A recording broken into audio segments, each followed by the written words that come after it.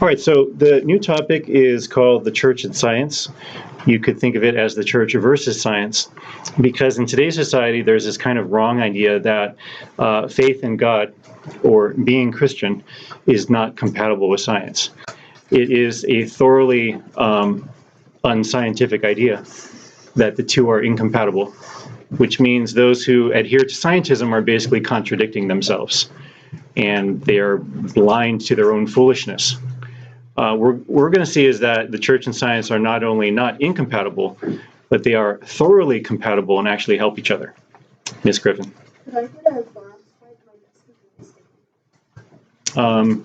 Normally I'd say yes, but I don't like waste of time. Switch desks, please. All right, so I did put three sources here. And I took the lesson not only from these three sources, actually I took it from a lot of sources, but I'm mainly putting these in case you ever want to read up more on the subject or reinforce what we learn in this unit. So you can write down the titles. Actually, in English, this one is Bible and Science. This is the Italian version. And then Humanae Vitae is by Endow. It doesn't have an author. This is really good textbook style thing for discussion groups, but it's put out by a group called Endow. If any of you are interested in that. All right, so first let's talk about how, we'll kind of give you the background, the conceptual background for this topic. So the basic myth that we're trying to attack is the church anti-science. The world says yes, the church is anti-science. Can't be a Christian and a scientist. Or that good scientists have to be atheists. It's all a bunch of hogwash. But even though we know it's hogwash, unless we have the tools, the specific tools and talking points, then we're not going to make any headway in the discussion. So the first thing to remember is kind of a historical context, right? And the historical context is the ancient world and how they saw science.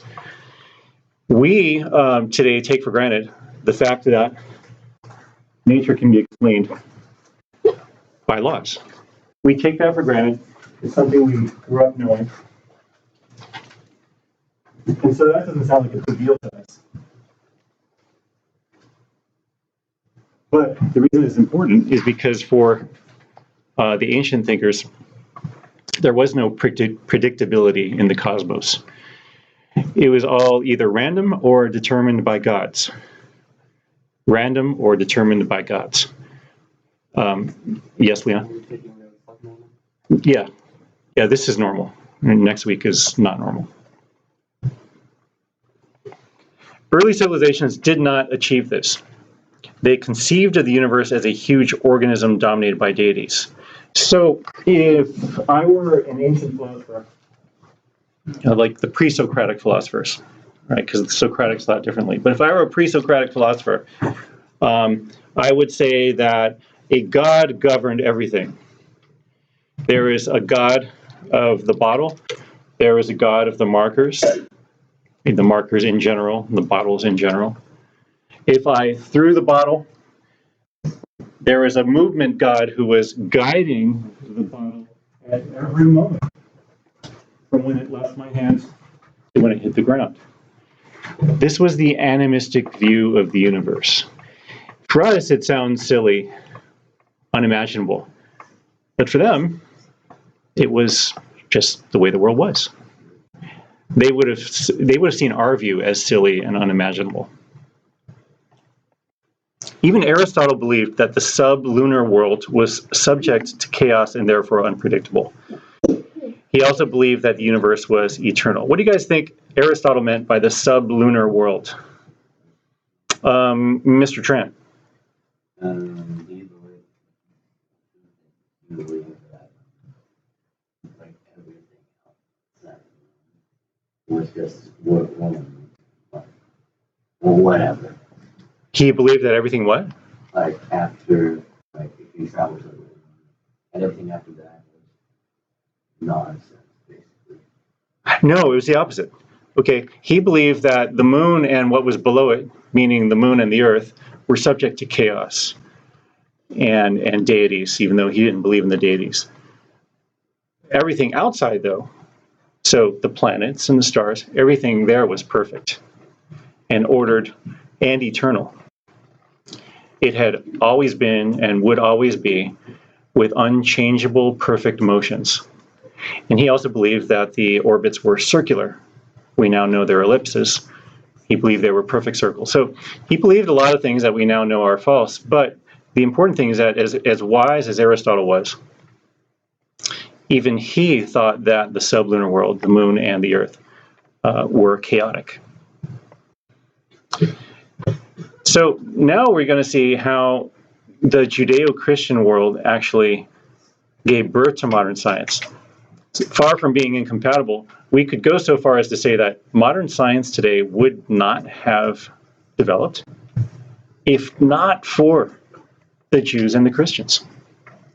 And we're going to understand why. Now, you'll probably notice that 3 of these points we learned in an earlier lesson, and they're so important that I'm teaching them to you twice on purpose. When we did the Bible and science, I think we did that in the second quarter. When we did the Bible and science, I taught you these same 3 principles, so this will be a bit of a review. First is this: the Judeo-Christian belief in a transcendent God who created an inanimate physical universe subject to his laws led to the birth of modern science. Nature had to be de-animized in order to be studied scientifically. So if I am thinking and teaching that there's the bottle god controls movement and all that stuff, there's no point in science because I can never understand the mind of the bottle god. So why even try? How did Judeo-Christianity fit into that? Because monotheism was revolutionary. See, we now take it for granted. There's one God, big deal. But back then, that was huge. Because every other society believed that there were many gods. Every single one. It was the Jews who first believed in only one. And then, of course, the Christians and then the Muslims. But the Jews were the first. And they were the first to de-animize the world. Basically, this first principle means that Judaism and then Christianity paved the way for science by establishing monotheism. The second principle, the Judeo-Christian belief in creation ex nihilo and in tempore, led to the concept of inertia. So ex nihilo means out of nothing, and in tempore means in time. What this means is that when God created, he didn't have pre-existing material that eternally existed. Matter had a beginning from nothing. And there was no eternal creation, but time itself was created. We know this from Revelation. But you see, it's this revelation that made it an established fact, and that led to the concept of inertia. And here's how. Dr. Jean Buridan, a Catholic professor at the Sorbonne in the mid-1300s, refuted Aristotle's doctrine. So the Sorbonne is just one of the campuses of the University of Paris. As you know, the University of Paris is where St. Thomas Aquinas also taught. And what he wanted to do is he wanted to refute this idea. So Aristotle said there's the prime mover, and he is eternally moving the perfect planets and stars that move in their circular motions. Aristotle believed then that these planets and stars had always existed. Now, what was his way of arguing that they weren't God? Well, because they were dependent on the first mover. And yes, they were eternally being moved, but they were not the unmoved first mover. So Aristotle would not have claimed that the universe was some kind of deity. But Aristotle, speaking only philosophically, said that the universe had always existed. Revelation comes in, Judeo-Christian world comes in and says, no, Genesis, there's a beginning, let there be light. And there was a time, or there was eternity, before creation even existed. And so basically what Buridan wanted to do is find a proof against Aristotle's notion of the eternal universe. And the reason he wanted to find this proof is because he wanted to back up the Bible that he already believed in. Buridan hypothesized that material things acted according to a certain principle put in them by God, an impetus, as he called it, which kept them in motion once started. Thus, the planets and stars, once set in motion by God, would stay in motion indefinitely in the absence of friction. Furthermore, impetus was proportional to velocity and mass. So, what he didn't like, what Buridan didn't like, is this idea that there had to be a mover. And remember, Aristotle was pre-scientific. So even though Aristotle didn't believe in all these crazy gods, he still believed that the first mover was constantly and directly moving the planets and the stars. And so Buridan, who was the first to actually think this way, Buridan thought, no, there must be something in the things themselves that God has put there, which just keeps them moving. So that if I throw the bottle will just go. And the only thing that stops it is the ground. Or if I'm in outer space and I throw a baseball, nothing stops it, it'll just go on forever.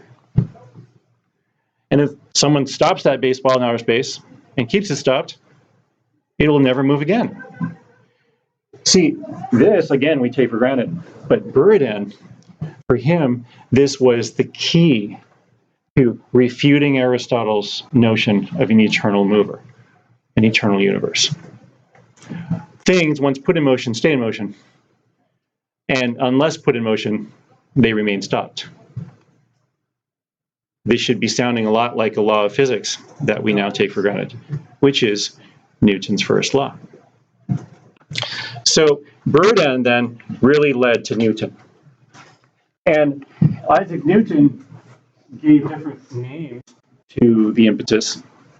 He called it momentum, inertial motion.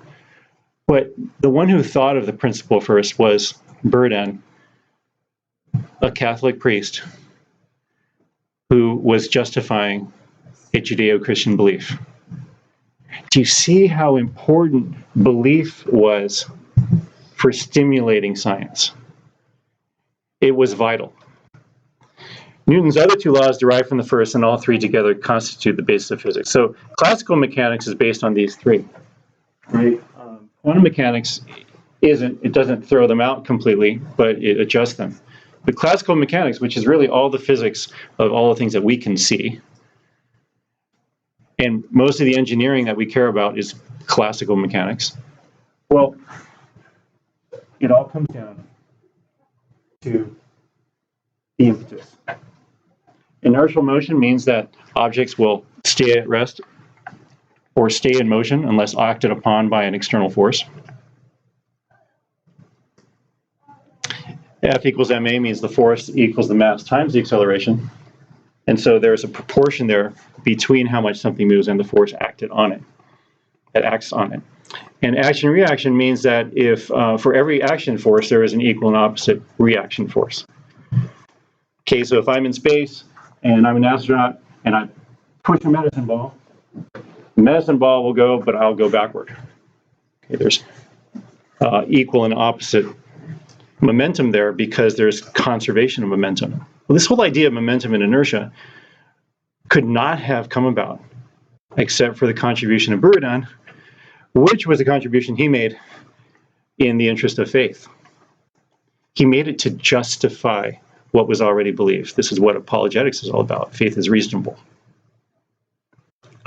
The church thus facilitated the birth of modern physics. That is not an exaggeration. The church, to which Buridan belonged, and which he was defending, led to modern physics. Now, Isaac Newton himself didn't mention Buridan directly in his work, but that certainly wasn't like on purpose. He wasn't trying to slight Buridan. By the time of Newton, the idea of impetus was pretty well established. And then he built on it. But he was humble enough to say that, actually his quote is, "If I have been able to see farther than others, it's because I have stood on the shoulders of giants." Right? He could see, in other words, come up with new laws, but only because of his predecessors. And Newton, who was a man of God, not Catholic, but a good Christian, he recognized that. Third, Catholic scientists have always upheld the intrinsic rationality of the universe. And in Wisdom 11:20, it says that God disposed everything according to number, weight, and figure. So this autonomy of nature's laws, then, is something that comes from the fact that there's one God, and this one God is rational. And therefore, we can find rational explanations for things. We don't have to come up with the idea that there's a God for every kind of motion. There's one God, and he put rationality into the things that he, as a rational creator, made. Because of this, we can study science, and we can posit universal laws to explain phenomena. William of Conch was a 12th century philosopher and scientist. I take nothing away from God. He's the author of all things, evil excepted. But the nature with which he endowed his creatures accomplishes a whole scheme of operations, and these two turn to his glory, since it is he who created this very nature. So God is ordered, therefore there's order in science. And since everything came from one God, when we study nature, we are studying God himself.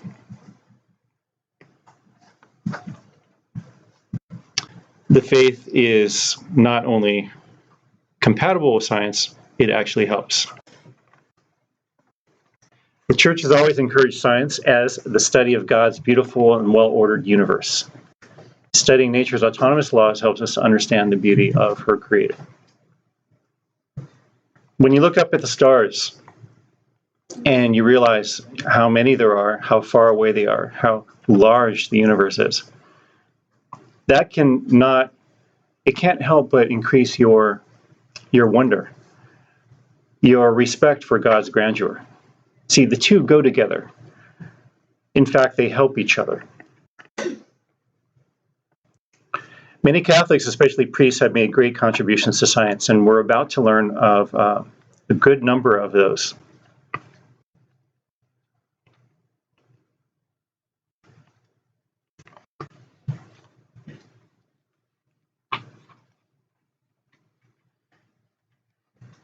And the reason it's important to point that out, it's not that only priests have been scientists.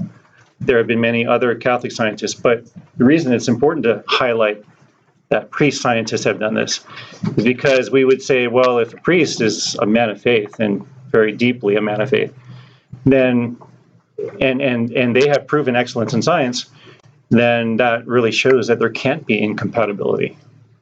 If there were, they'd be bad scientists or bad priests, but they were neither.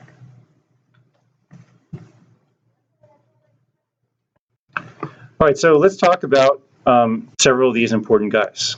St. Albert the Great, sure you've heard of him. You know, he was the tutor of St. Thomas Aquinas. He recognized Thomas' talent before anyone else did. But Albert the Great was a scientist in his own right. In fact, Albert the Great knew a lot more about science than Aquinas did. Aquinas specialized more in philosophy and theology. Albert was one of those guys who just knew a lot about everything. and he was the premier scientist of his time because he took time to actually do experiments, even though he was, a monk and a professor and a priest. He took time to do science. His contribution to science was all about direct observation. So previous to Albert the Great, there wasn't as much emphasis on direct observation and careful records of those observations. Albert really started that trend.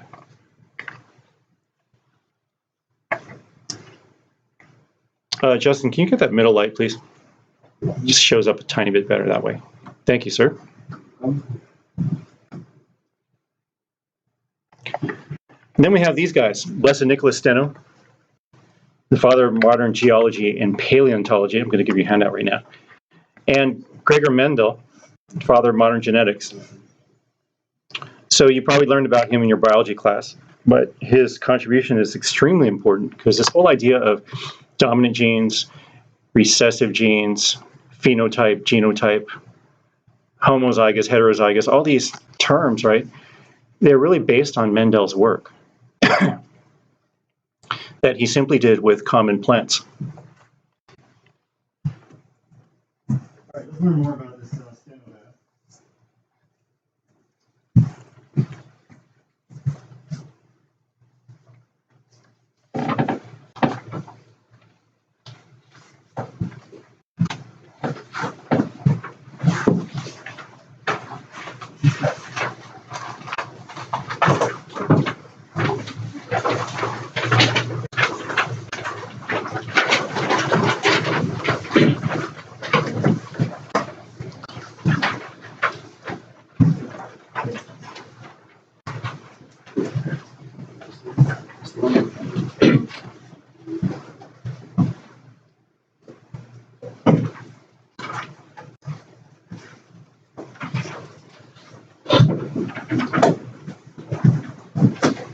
Seems a pretty short one.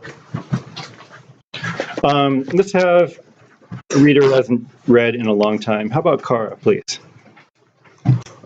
Did you know there's a blessed who was such a brilliant scientist that NASA website features a 6-page biography of him? Meet Blessed Nicholas Stenho, father of geology, whose work led to the fields of paleontology and crystallography and contributed significantly to the study of anatomy. Yep, a beatified paleontologist, Stenho was born a Lutheran in Denmark in 1638. While a toddler, he contracted an illness that confined him indoors for 3 years, and shortly after he recovered, his father died. Stenho's mother soon remarried, but her new husband died just a year later, and the boy went to live with an older half-sister and her husband. When Stenho was 15, an age when most kids value their friends the most, he lost many of his. Plague struck Copenhagen, and his buddies were recruited to cart away the contagious bodies of the dead. He eventually enrolled at the University of Copenhagen to study medicine. Good. Mr. Grimm? In the process, Stenho discovered how the circulatory system works, how muscles contract, where saliva comes from, the Stenson duct is named for him, and that the heart is a muscle.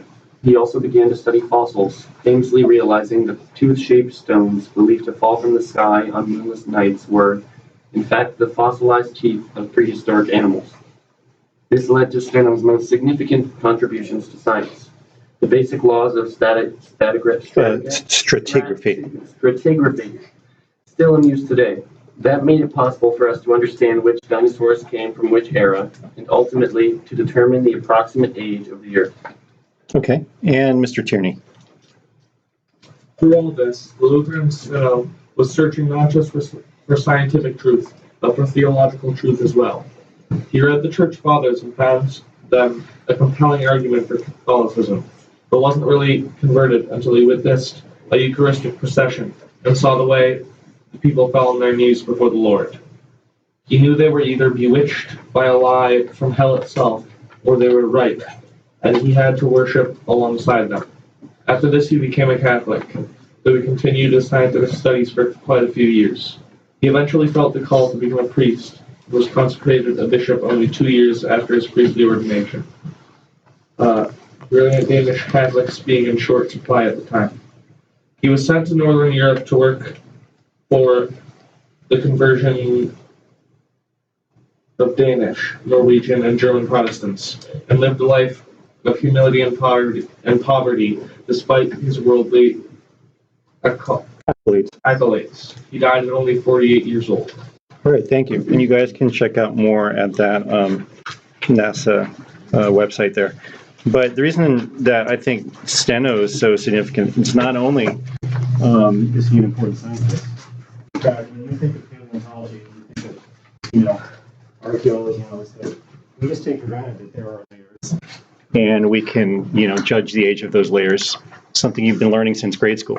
It's all thanks to him. Miss Placentia? Yeah. All right, let's go on with more of these scientific heroes of faith. Sister Mary Kenneth Keller, you probably see her poster in the computer lab all the time. She was the first American woman to earn a PhD in computer science and helped write BASIC. So you guys are too young to remember this, but back when personal computers became a thing, so in the old days, the dinosaur days, right, computers did not exist in homes. Homes had TVs, and they had telephones. but they did not have computers. And that all changed in the early 80s. But in the early 80s, when people started to learn how to program, this was the program that they started with, called BASIC, right? And she helped write it. Father George Lemaitre, you've seen his picture in the science lab. So the Big Bang Theory actually began with him. He was the one who came up with the idea of Big Bang Theory. The funny thing is, you never hear him get credit, though. Everyone talks about the Big Bang Theory and basically takes it for granted. But the secular news sources never mention that it was the idea of a Catholic priest. Why? Because that's not a convenient fact to mention. It doesn't agree with their worldview or their narrative. Cannot be denied. And in 2018, the International Astronomical Union, That's not, yeah, that book is not religion. The International Astronomical Union actually voted overwhelmingly to rename the Hubble law as the Hubble-Lemaitre law. So the Hubble law is just the law that the universe, which began with the Big Bang, is constantly expanding. As we speak, the universe is expanding, right?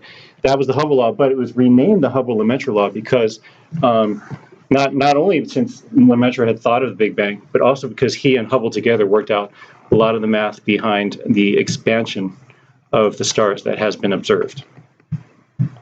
Okay, so one of the most important astrophysicists of all time, Catholic priest. Pope Sylvester II. He was Pope primarily. He wasn't primarily a scientist, but in his free time, invented the mechanical clock. Why do you guys think that monks and popes, well, especially monks, why do you think monks were the first to come up with clocks? Mr. Scioto. That's right. They needed to know what time of day it was. And so, because they were also smart guys, they came up with good clocks. And Sylvester invented the mechanical clock. Abbot Richard of Wallingford, also a monk and priest, developed the best astronomical clock in Europe. So it wasn't a mechanical clock.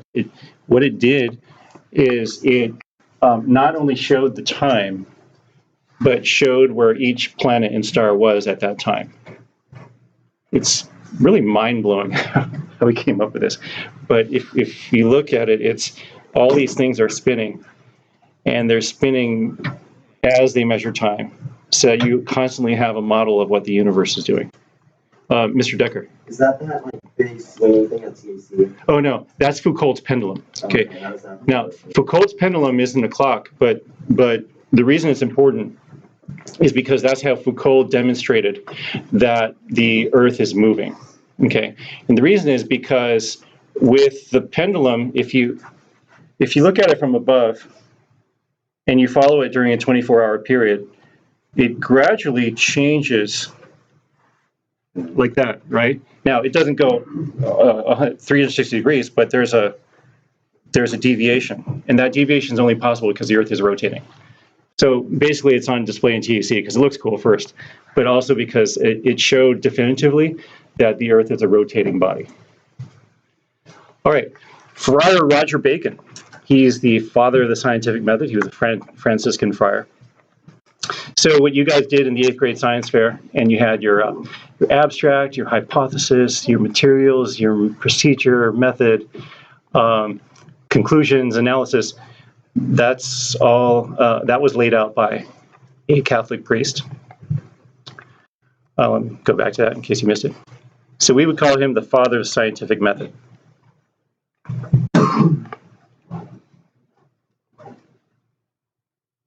Here are moon craters named for Jesuit scientists. Now, you don't have to write down the names of the moon craters.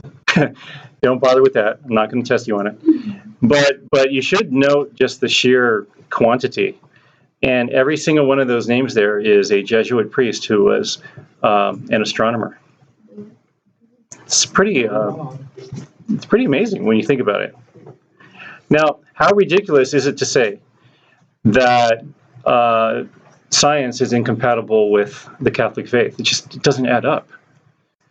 In fact, there's not even any scientific basis for that. that statement or approach.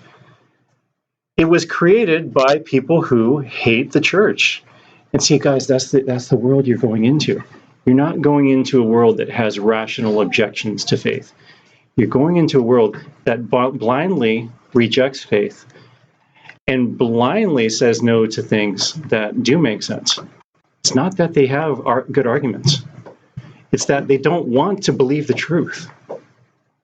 Okay, we have to make them see the beauty of the truth. But first, we need to understand it. Jesuit scientist priests, here are others. You don't have to write these down either. Father John Battista Riccioli, great astronomer. Grimaldi, optics. Notice that these, by the way, they have craters named after them too. But notice how many different branches of science that they're in, right? It's not just one, but they have specialized. And that's thanks also to the Jesuit order that emphasized education. They're not the same faithful Catholics that they used to be, unfortunately, especially at some universities. But the original Jesuits started out very faithful to the church and great men of science and learning. And if any of you are interested, you can get a full list, which is hundreds, thousands long.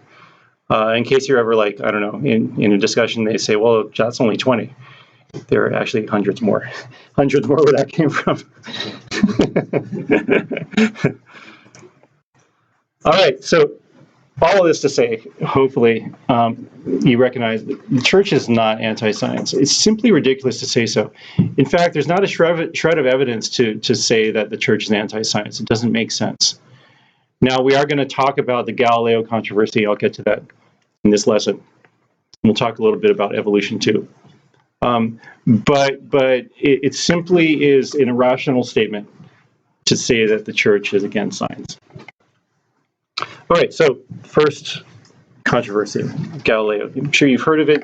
You guys are in that period of history in your history class, right? Did you already cover Galileo? Yeah. You did, okay. So as you know, it's a complicated situation. And there were two sides to every story. I'm going to try to give you both sides. Some of it you've already heard, but it doesn't hurt to hear it again. All right, so Aristotle's universe, based on Ptolemy's observations, was geocentric. Aristotle believed that the Earth was the center of the universe.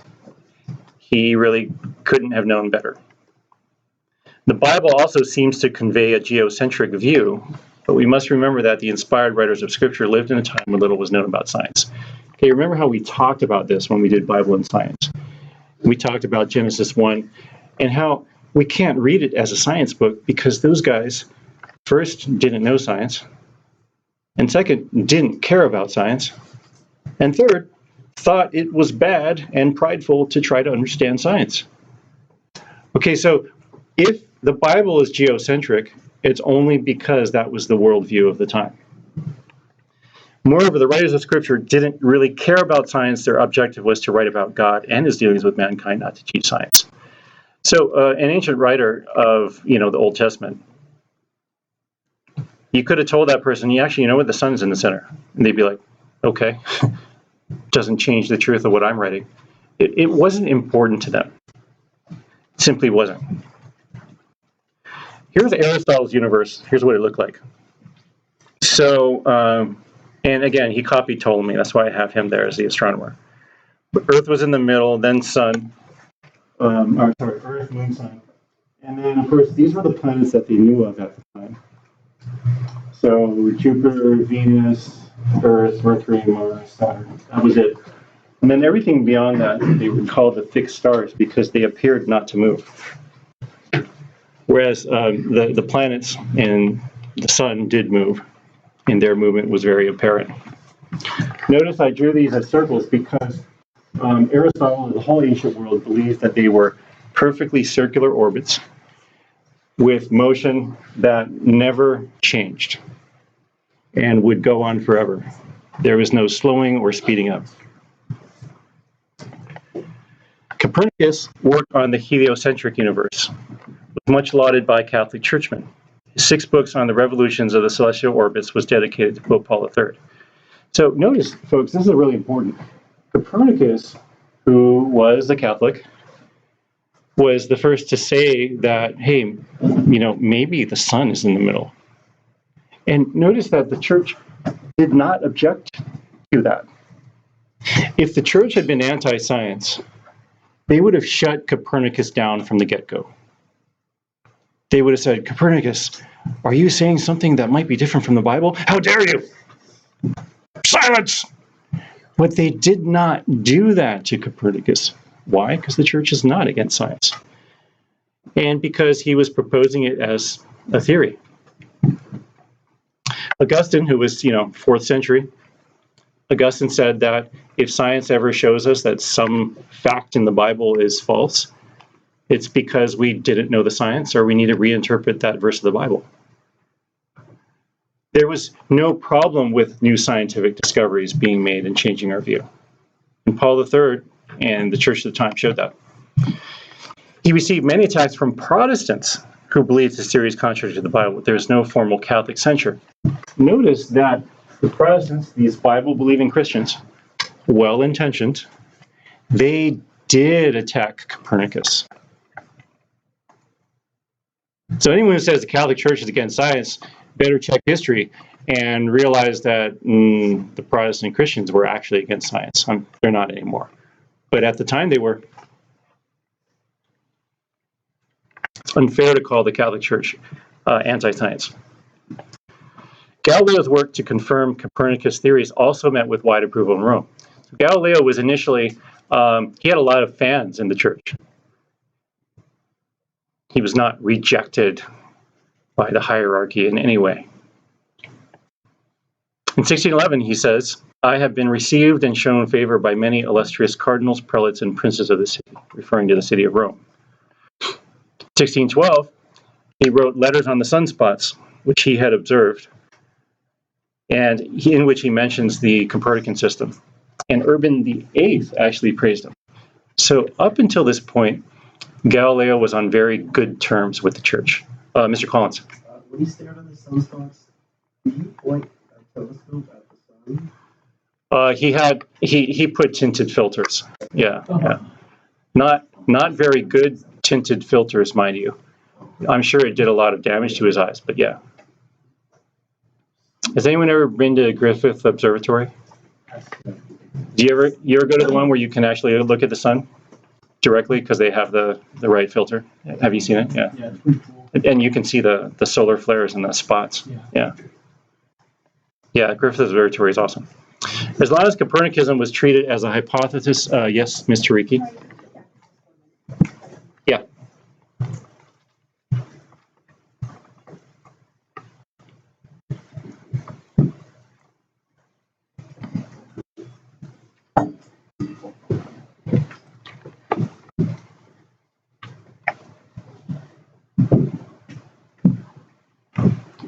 As long as Copernicism was treated as a hypothesis and theory, Catholic scientists were free to make use of it in their work. So the church didn't have a problem with the idea of the sun being in the middle of the universe. The church just didn't want it taught as a law when it was still a theory. We don't call it the law of evolution. It's the theory of evolution. We don't even call it the law of relativity. It's the theory of relativity. Now, when things are confirmed enough time has passed, it can be called a law, but Copernicanism was brand new. And so the church was fine with it being a theory. The church was not fine with it being a law. That was premature. In fact, the church was just being prudent because even from a scientific standpoint, it was premature to call it a law. At first, Galileo agreed to this, but his later insistence on teaching it as a law brought him into conflict with the church. Unfortunately, Galileo made that mistake. Everything could have been fine. He could have just kept teaching it as a theory, but he was stubborn. And he, was obstinate on his own will. This leads to problems. Without conclusive proof, Galileo's insistence on heliocentrism seemed to contradict Scripture. So I'm just going to read these two passages so you can see how geocentrism was implied in the Bible.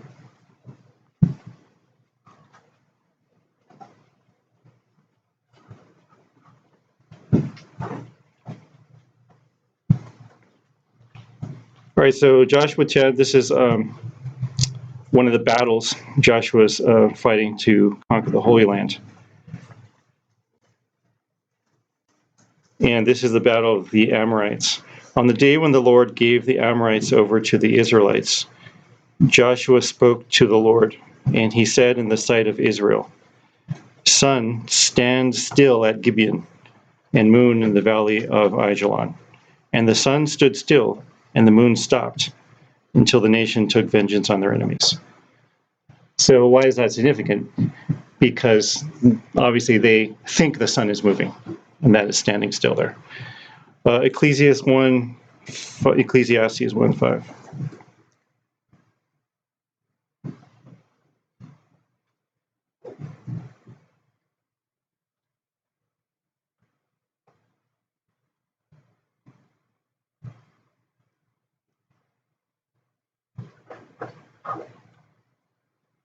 Hold on. There it is. The sun rises and the sun goes down and hurries to the place where it rises. Okay, so it just shows, it's no surprise to us that this is how people thought. And you'd think, or it's easy to understand it, because the sun does actually come up and go down from our point of view. So that's, it's natural they think that way. Now, here's the problem, though. The problem is that if Galileo is going to teach something that contradicts a small fact in the Bible, well, we need to be careful about it. That doesn't mean that we can't reinterpret the Bible in light of new science. But we're not going to take that lightly. We will reinterpret the Bible in light of new science as long as that science is very well established. The problem is it wasn't well established enough yet for the church to take that step. The church was willing to take that step, but just not yet. That's the problem. That's really the heart of the Galileo controversy. Mr. Grimm. Would anything really change in their new perception? You mean, can you, what, I don't think I understand your question. Would, Taking the Bible, but the earth is not the middle, like what would change? If they're not ready to perceive the Bible in that way.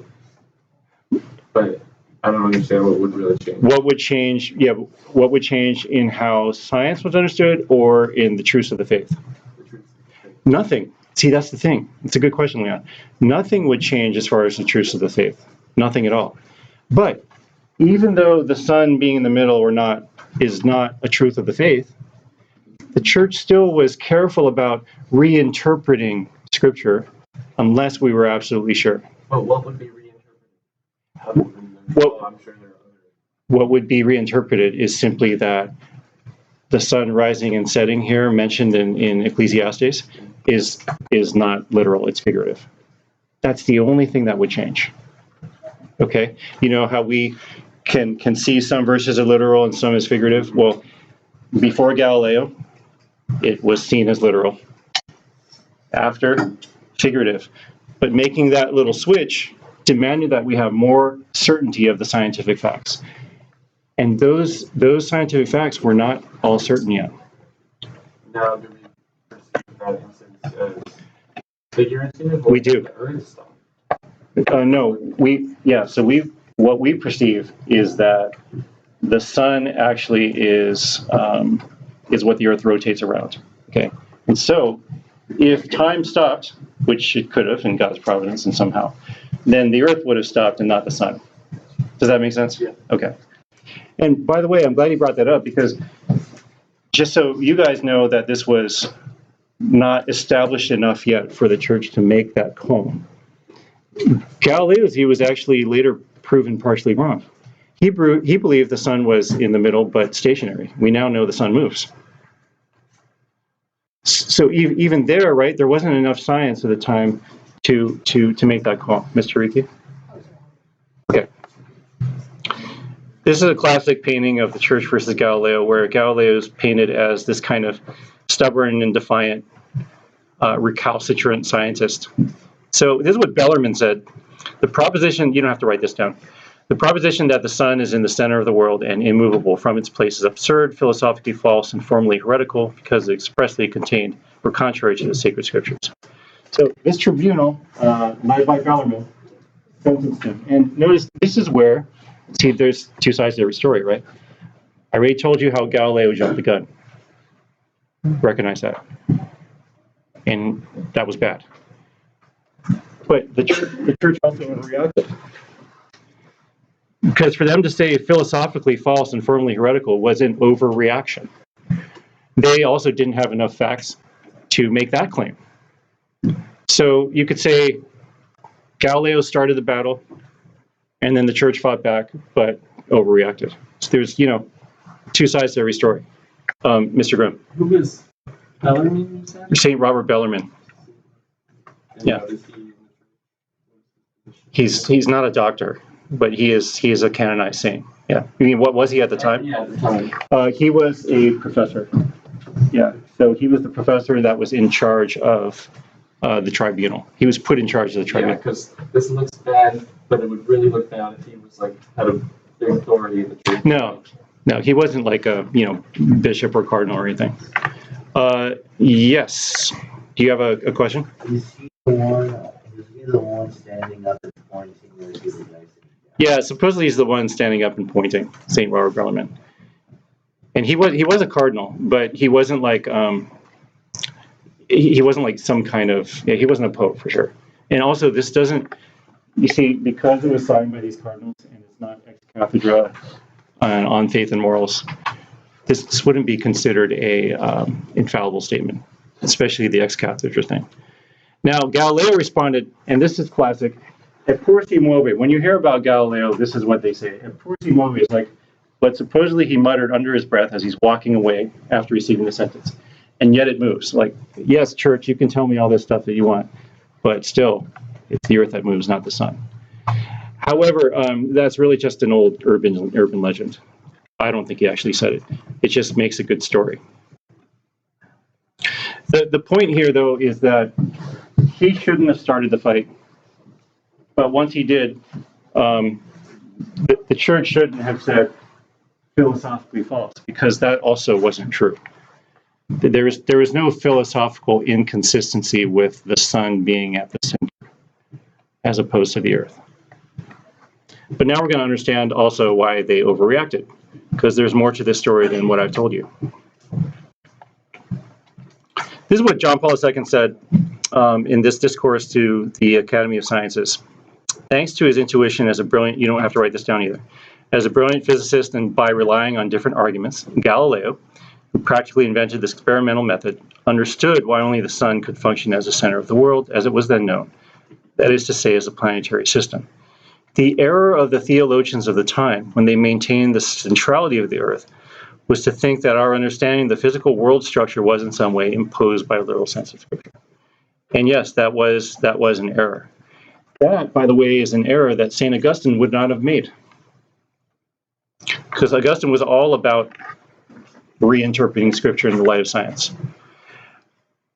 But again, there's more to the story. There are some key reasons of why they overreacted. But we're going to have to get to those next time. All right, guys, so here's what we're going to do. Michael, tell Seamus what's going on for next week. And then next week, I will hand those out to you. I did tell you, excuse me, let me stop this.